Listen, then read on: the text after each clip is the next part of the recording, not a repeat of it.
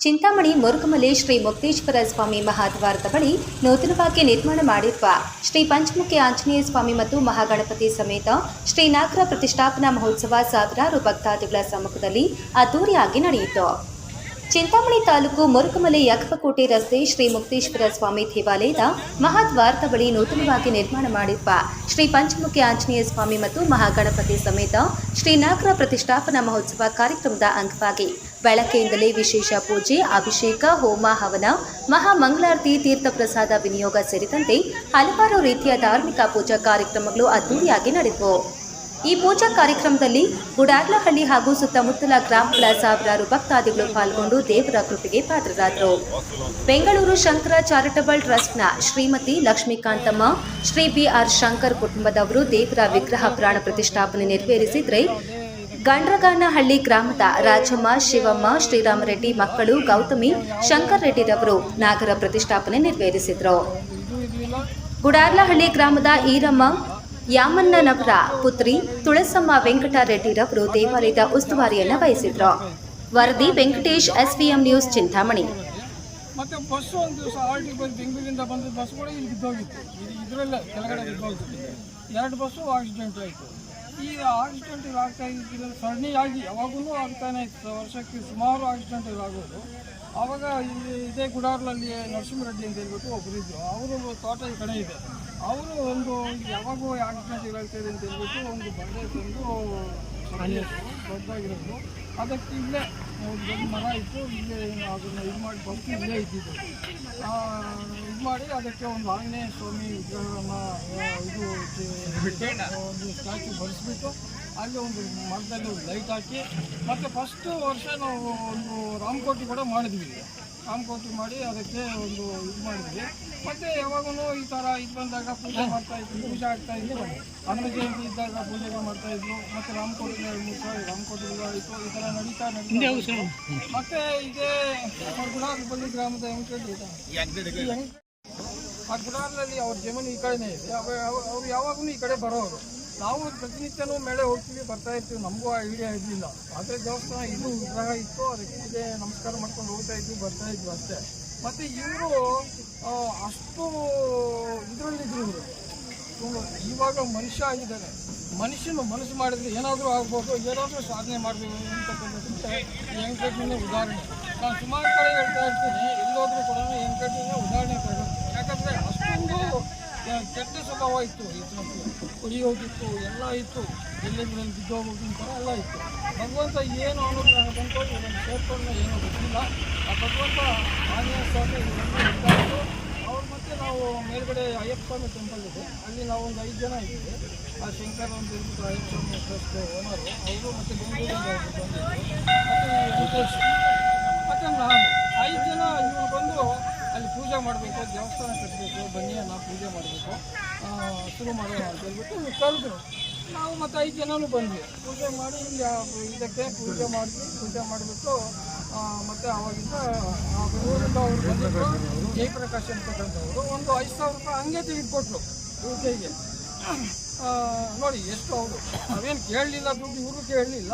ಪೂಜೆ ಆಯಿತು. ಪೂಜೆ ಆದ ತಕ್ಷಣ 5,000 ರೂಪಾಯಿ ಅವರೇ ಸ್ವಇಚ್ಛೆಯಿಂದ ಕೊಟ್ಟರು. ಜೋಬಿಯಿಂದ ತೆಗೆದು 5,000 ಕಟ್ಟಿ ನೀನೇನು ಶುರು ಮಾಡಪ್ಪ ಅಂತ ಹೇಳ್ಬಿಟ್ಟು.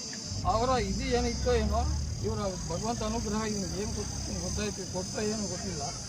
ಮತ್ತು ಅವತ್ತಿಂದ ಶುರು ಮಾಡಿದ್ರು. ಪಾಯ ಹಾಕಬೇಕು ಅಂದರು, ಮತ್ತು ಮಾರ್ಕೆಟಿಂಗ್ ಮಾಡಬೇಕು ಅಂದರೆ ಶಂಕರು ಒಬ್ಬ ದೇವಸ್ಥಾನಗಳಿಗೆ ಒಬ್ಬರು ಇದ್ದಾರೆ ಪಾಯ ಮಾಡೋರು. ಅವ್ರನ್ನೇ ಕರೆಸಿದ್ರು, ಫೋನ್ ಮಾಡಿ ಕರೆಸಿಬಿಟ್ಟು ಪಾಯ ಹಾಕಿ ಎಲ್ಲ ಮೆಜರ್ಮೆಂಟ್ ತಗೊಂಡು ಎಲ್ಲ ಕೊಟ್ಟು ಆದಮೇಲೆ ಇವರು ಶುರು ಮಾಡಿದ್ರು. ಶುರು ಮಾಡಿದಾಗ 6 ವರ್ಷಗಳಿಂದ ಸತತವಾಗಿ ಇಲ್ಲೇ ಇವ್ರ ಮನೆ ಬಿಟ್ಟರು, ಮತ್ತು ಎಲ್ಲ ಬಿಟ್ಟರು. ಎಲ್ಲ ಎಷ್ಟು ಕೊಳಕಾಗಿದ್ನೋ ಅಷ್ಟೇ ನೀಟಾಗಿದ್ದಾನೆ ಇವಾಗ. ಎಲ್ಲ ಬಿಟ್ಟಿದ್ದಾನೆ, ಏನೂ ಇಲ್ಲ ಇವಾಗ. ರಾತ್ರಿ ಆಯಿತು ಇಲ್ಲೇ, ಬೆಳಗ್ಗೆ ಆಯಿತು ಇಲ್ಲೇ. ಆ ದೇವ್ರ ಸೇವೆ ಮಾಡಿಕೊಂಡು ಶುರು ಮಾಡಿದ್ದೆ. ಆವತ್ತಿಂದ ಇದುವರೆಗೂ ನಿಂತಿಲ್ಲ ಕೆಲಸ. ಏನೋ ನಡೀತಾ ಇತ್ತು, ಏನೋ ಒಂದು ಕೆಲಸ ನಡೀತಾ ಇತ್ತು. ಬಂದವರೆಲ್ಲನೂ ಇಲ್ಲಿ ಯಾರು ಬಂದರೂ ಕೂಡ, ಯಾರಿಗೆ ಬಾಯಿಗೆ ಇದಾಗಿದ್ರು ಕೂಡ ಯಾರು ಹೂ ಅಂದಿಲ್ಲ. ಸಿಮೆಂಟ್ ಕೊಡೋರು, ಕಂಬಿ ಕೊಡೋರು, ಕಲ್ಲು ಕೊಡೋರು, ಎಲ್ಲ ರೀತಿ ಈ ಥರ ಸಹಾಯ ಮಾಡ್ತಾ. ಅವ್ರೇನು ಶ್ರೀಮಂತರಲ್ಲ, ಅವ್ರ ಹತ್ರ ದುಡ್ಡು ಇಲ್ಲ. ಆ ಥರ ಬಡತನದಿಂದ ಬಂದಿರತಕ್ಕಂಥವ್ರು. ಆದರೆ ಈ ಥರ ಜನರ ಒಂದು ಇದರಲ್ಲೇ ಅದು ಯಾವ ಥರ ಸಂಪರ್ಕ ಬೆಳೆಸ್ಕೊಂಡು ನಮಗೆ ಒಂಥರ ಅದ್ಭುತ, ಅದು ಆಶ್ಚರ್ಯ ಆಗುತ್ತೆ. ಯಾಕಂದರೆ ಒಂದು ಇಂಥ ಜಾಗದಲ್ಲಿ ಈ ಥರ ಕಟ್ಟಬೇಕು ಅಂದರೆ ಅಷ್ಟೊಂದು ಸುಲಭ ಅಲ್ಲ. ದುಡ್ಡಿರುತ್ತೆ, ಆದರೆ ಮನಸ್ಸಿರಬೇಕು. ಆ ಜನರ ಹತ್ರ ಓಡಾಡುವ ಒಂದು ಶಕ್ತಿ ಬೇಕು, ಎಲ್ಲರನ್ನ ಕೇಳುವ ಒಂದು ಶಕ್ತಿ ಬೇಕು. ಎಲ್ಲರೂ ಅದಕ್ಕೆ ಒಪ್ಕೊಳ್ಳಲ್ಲ. ಆದರೆ ಈತ ಬಿಡಲಿಲ್ಲ, ಎಲ್ಲರನ್ನ ಕೇಳೋದು, ಏನೋ ಒಂದು ಸಹಾಯ ಮಾಡ್ತಾ ಮಾಡ್ತಾ ಮಾಡ್ತಾ ಈ ಒಂದು ಮಟ್ಟಕ್ಕೆ ಈ ಕ್ಷೇತ್ರವನ್ನು, ಇದು ಒಂದು ಪುಣ್ಯಕ್ಷೇತ್ರ. ಇದು ಭಾರತದ ಕ್ಷೇತ್ರ ಅಂತ ಇದು ಯಾವಾಗೂ ಒಂದು ಹಿಸ್ಟಾರಿಕಲ್ ಸ್ಥಳ ಇದು. ಇವಾಗ ನೋಡಿ ಮೇಲ್ಗಡೆ ವೆಂಕಟರಮಣ ಸ್ವಾಮಿ ಇದೆ, ಕೆಳಗಡೆ ಮುಕ್ತೀಶ್ವರ ಇದೆ, ಇಲ್ಲಿ ಅಯ್ಯಪ್ಪ ಸ್ವಾಮಿ ಇದೆ ಮತ್ತು ಆಂಜನೇಯ ಸ್ವಾಮಿ. ಈ ಕಡೆಯಿಂದ ಕೆಳಗಡೆಗೆ ಓಂ ಶಕ್ತಿ ದೇವಸ್ಥಾನ ರೆಡಿ ಆಗ್ತಾ ಇದೆ. ಇದು ಸ್ವಲ್ಪ 2 ಕಿಲೋಮೀಟರ್ ಹೋದರೆ ಅಲ್ಲಿ ಯರಗೋಟೆ ಗಂಗಮ್ಮ, ಅದು ಪ್ರಸಿದ್ಧಿ ಗಂಗಮ್ಮ. ಆ ಥರ ಈ ಒಂದು ಕ್ಷೇತ್ರ ಒಳ್ಳೆಯ ಒಂದು ಧಾರ್ಮಿಕವಾಗಿರ್ತಕ್ಕಂಥ ಒಂದು ಕ್ಷೇತ್ರವಾಗಿ ಪರಿವರ್ತನೆ ಆಗ್ತಾ ಇದೆ. ನಮಗೆಲ್ಲ ಇದು ಈ ಜಾಗದಲ್ಲಿ ಬರಬೇಕು ಅಂದರೆ ಅಷ್ಟೊಂದು ಭಯ ಇತ್ತು ರಾತ್ರಿ ಹೊತ್ತು. ಇವಾಗ ಯಾವಾಗಾದರೂ ಬರ್ಬೋದು, ಆ ಒಂದು ಇದಿದೆ. ಮೊದಲು ಯಾವ ಥರ ಏನಿತ್ತು, ಇಲ್ಲಿ ಎಲ್ಲರೂ ಭಯ ಬೀಳ್ತಾ ಇದ್ರು ಇಲ್ಲಿ ಬರೋಕ್ಕೆ. ಈ ಜಾಗದಲ್ಲಿ ಅಂಥ ಒಂದು ಕೆಟ್ಟ ಜಾಗ ಇದು. ಇವಾಗ ಅದು ಪವಿತ್ರವಾದಂಥ ಒಂದು ಜಾಗ ಆಗ್ತಾ ಇದೆ. ಪವಿತ್ರವಾದಂಥ ಒಂದು ದೇವಾಲಯ ನಿರ್ಮಾಣ ಆಗಿದೆ. ಒಂದು ಶಾಶ್ವತವಾಗಿರ್ತಕ್ಕಂಥ ಒಂದು ದೇವಾಲಯ ನಿರ್ಮಾಣ ಮಾಡಿದ್ದಾನೆ. ಆತ ಹಗಲು ರಾತ್ರಿ ಇಲ್ಲೇ ಬಿದ್ದಿರ್ತಾನೆ. ನಾನು 5 ಗಂಟೆಗೆ ಯಾವಾಗಲೂ ಯೋಗಕ್ಕೆ ಬರ್ತೀನಿ ಅಯ್ಯಪ್ಪ ಸ್ವಾಮಿ ಟೆಂಪಲ್ ಹತ್ರ. 5 ಗಂಟೆಗೆ ಬಂದರೆ ಆವಾಗ ಸ್ನಾನ ಮಾಡ್ತಾ ಇರ್ತೀನಿ. ಅಲ್ಲಿ ಅದೇ ತೊಟ್ಟಿ ನಿಂತ್ಕೊಂಡು ಸ್ನಾನ ಮಾಡ್ತಾ ಇರ್ತಾರೆ. ಆ ಒಂದು ಯಾಕೆ ಬಂತು ಅದೇನೋ ನಮಗೆ ಅದು ಆಶ್ಚರ್ಯ ಅದು. ಯಾಕಂದರೆ ನಾನು ಡೈಲಿ ನೋಡೋನು. ಆ ಥರ ಭಕ್ತಿಯಿಂದ ಇವಾಗ ಒಂದು ಸೇವೆ ಮಾಡ್ತಾನೆ. ಮತ್ತು ಜನರು ಒಂದು ಸಹಕಾರನೂ ಅದೇ ಥರ ಸಿಗ್ತೇವೆ ಅವ್ರಿಗೆ. ಯಾಕಂದರೆ ಅವ್ರ ಮೇಲೆ ಮೊದಲಿಗೆ ಯಾರಿಗೂ ನಂಬಿಕೆ ಇರಲಿಲ್ಲ. ಆದರೆ ಭಗವಂತ ನೋಡಿ ಯಾವ ಥರ ಪರಿವರ್ತನೆ ಆಗ್ತಾನೆ ಎಂತಕ್ಕಂಥವ್ರಿಗೆ ವೆಂಕಟನೇ ಉದಾಹರಣೆ. ಯಾಕಂದರೆ ಮನಸ್ಸು ಮಾಡಿದರೆ ಏನಾದರೂ ಸಾಧನೆ ಮಾಡ್ಬೋದು, ಹೆಂಗಾದರೂ ಆಗ್ಬೋದು. ಆ ಮನಸ್ಸು ಅನ್ನೋದು ಗಟ್ಟಿ ಮಾಡಬೇಕು. ಮನಸ್ಸೇ ಇರೋದು ಮನುಷ್ಯನಿಗೆ. ಮನಸ್ಸಿಲ್ಲ ಅಂದರೆ ಏನೂ ಆಗೋದಿಲ್ಲ. ಆ ಥರ ಒಂದು ದೇವಾಲಯ, ಪವಿತ್ರವಾದಂಥ ಒಂದು ಇದರಲ್ಲಿ ಪವಿತ್ರವಾದಂಥ ಒಂದು ದೇವಾಲಯ ನಿರ್ಮಾಣ ಮಾಡಿ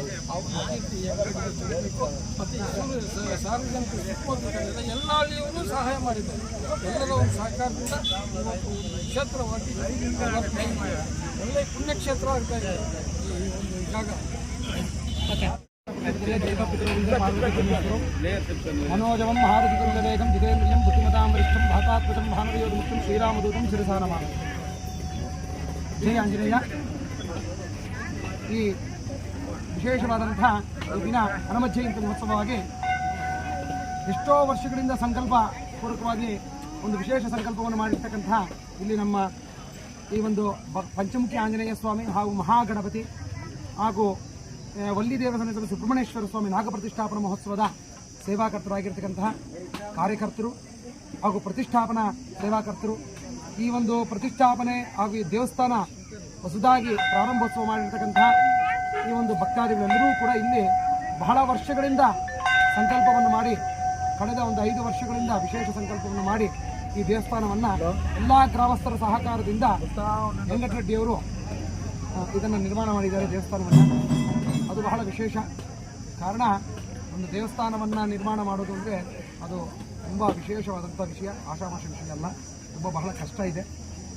ಇಲ್ಲಿ ನಿಜವಾದಂಥ ಆಂಜನೇಯ ಸ್ವಾಮಿ ಇದ್ದಾನೆ ಅಂತ ಹೇಳ್ಬೋದು. ಯಾಕೆ ಅಂತಂದರೆ ಇಲ್ಲೊಂದು ಚಿಕ್ಕ ಗುಡಿಯನ್ನು ಇಟ್ಕೊಂಡು ವೆಂಕಟರೆಡ್ಡಿಯವರು ಭಾಳ ವರ್ಷಗಳಿಂದ ದೇವರ ಸೇವೆ ಮಾಡ್ತಾ ಅದು ದೈವಜ್ಞಾನವನ್ನೇ ಹೊಂದಿ ಆ ಭಗವಂತನಲ್ಲಿ ಲೀನನಾಗಿ ವಿಶೇಷವಾಗಿ ಆ ಭಗವಂತನ ಒಂದು ಜ್ಞಾನವನ್ನು ಪಡೆದು ಇಲ್ಲೇ ಇದ್ದು ಆ ದೇವರ ಸೇವೆಯನ್ನು ಮಾಡ್ತಾ ಇದ್ದಾರೆ. ಹಾಗಾಗಿ ಅದಲ್ಲದೆ ಈ ಒಂದು ಸ್ಥಳದಲ್ಲಿ ವಿಶೇಷವಾದಂಥ ಶಕ್ತಿ ಕೂಡ ಇದೆ ಅಂತ ಎಲ್ಲರ ನಂಬಿಕೆ. ಅಂಥ ವಿಶೇಷವಾದ ಶಕ್ತಿ, ನಂಬಿಕೆ, ಆ ಶಕ್ತಿಯಿಂದಲೇ ಇಷ್ಟು ದೊಡ್ಡ ದೇವಸ್ಥಾನ ಇಲ್ಲಿ ಉದ್ಭವ ಆಗಿದೆ, ಅಂದರೆ ನಿರ್ಮಾಣ ಆಗಿದೆ. ಇಂತಹ ವಿಶೇಷ ದಿನ ಹನುಮ ಜಯಂತಿ ದಿನ ಹನುಮತ್ ಪ್ರತಿಷ್ಠೆಯನ್ನು ಮಾಡಿರ್ತಕ್ಕಂಥದ್ದು ಬಹಳ ವಿಶೇಷ. ಎಲ್ಲರೂ ಕೂಡ ಬಂದು ಭಕ್ತಾದಿಗಳು ಇಲ್ಲಿ ಒಂದು ಈ ಭಗವಂತನ ಅನುಗ್ರಹವನ್ನು ಪಡೀತಾ ಇದ್ದಾರೆ, ಬಹಳ ವಿಶೇಷ. ಅದೇ ರೀತಿಯಾಗಿ ಪಕ್ಕದಲ್ಲಿ ನಾಗ ಪ್ರತಿಷ್ಠಾಪನಾ ಮಹೋತ್ಸವವನ್ನು ಶಂಕರರೆಡ್ಡಿಯವರು, ಗಂಡಗಾನಗಳು ಶಂಕರರೆಡ್ಡಿಯವರು, ಅವ್ರಿಗೆ ಸಹಕಾರ ಕೊಟ್ಟಿರ್ತಕ್ಕಂಥ ಹೊಸೂರು ರಾಮಚಂದ್ರಪ್ಪ ಅಂತ ಸರ್ಜಾಪುರದವರು, ಅವ್ರ ಜೊತೆಗೆ ಎಲ್ಲ ಕಾರ್ಯಕರ್ತರು, ಸುತ್ತಮುತ್ತಲ ಗ್ರಾಮಸ್ಥರು ಎಲ್ಲರೂ ಕೂಡ ಸೇರಿಕೊಂಡು ಅತ್ಯಂತ ವಿಜೃಂಭಣೆಯಿಂದ, ಶ್ರದ್ಧೆಯಿಂದ, ಭಕ್ತಿಯಿಂದ ಈ ದಿನ ಇಲ್ಲಿ ಒಂದು ಹನುಮ ಪ್ರತಿಷ್ಠೆಯನ್ನು, ಪಂಚಮುಖಿ ಆಂಜನೇಯ ಸ್ವಾಮಿ ಪ್ರತಿಷ್ಠೆಯನ್ನು ನೆರವೇರಿಸಿದ್ದಾರೆ. ಪಂಚಮುಖಿ ಆಂಜನೇಯ ಸ್ವಾಮಿ ನಮ್ಮ ಇಲ್ಲಿ ಎಲ್ಲೂ ಕೂಡ ಸುತ್ತಮುತ್ತಲು ಎಲ್ಲೂ ಕೂಡ ಇಲ್ಲ, ಇಲ್ಲೇ ಇರತಕ್ಕಂಥದ್ದು ಬಹಳ ವಿಶೇಷ. ಭಕ್ತಾದಿಗಳೆಲ್ಲರೂ ಕೂಡ ಈ ಪಂಚಮುಖಿ ಆಂಜನೇಯ ಸ್ವಾಮಿ ಅನುಗ್ರಹವನ್ನು ಪಡೆದು ಆ ಭಗವಂತನ ಅನುಗ್ರಹದಿಂದ ಸಕಲ ಅಷ್ಟೈಶ್ವರ್ಯವನ್ನು ಪಡೆಯಬೇಕೆಂದು ಪ್ರಾರ್ಥನೆ. Thank you.